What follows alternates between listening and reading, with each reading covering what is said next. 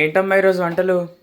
ఈరోజు పెసరపప్పు సన్నగా కోసేసుకొని ఆవాలు, మినపప్పు, జీలకర్ర, ఇంగువ, ఎండుమిరపకాయలు, పచ్చిమిరపకాయలు, కరివేపాకు అన్నీ పోపు వేసేసుకొని పెసరపప్పు నానబెట్టి కాసేపు అరగంట సేపు నానబెట్టి చక్కగా నానిన పప్పు పోపులో వేసేసి కడిగేసుకొని శుభ్రంగా పోపులో వేసేయండి. వేసేసి తోటకూర కూడా వేసేయండి. ఉప్పు పసుపు వేసి మగ్గిస్తే పొడి పొడిలాడుతూ పప్పు చాలా బాగుంటుంది. ఆ పప్పు చేశాను.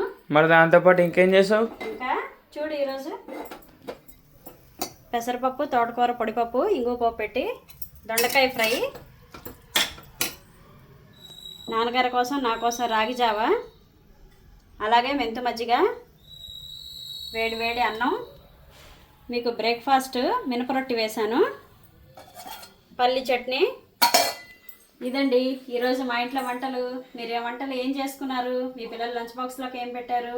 నేను ప్రతిదీ కూడాను ఫుల్ వీడియోస్ అలాగే షార్ట్ వీడియోస్ కూడా రెసిపీస్ పెడుతున్నాను. మన ఛానల్లోకి వెళ్ళి చూడండి. తోటకూర కూట్లోని చింతపండు పులుసు అక్కర్లేదని చాలామంది నాకు కామెంట్ చేశారు. చింతపండు పులుసు అవసరం లేదు, మీకు నచ్చితే కనుక వేసుకోండి. నేను ఇదివరకు కూడా చెప్పాను.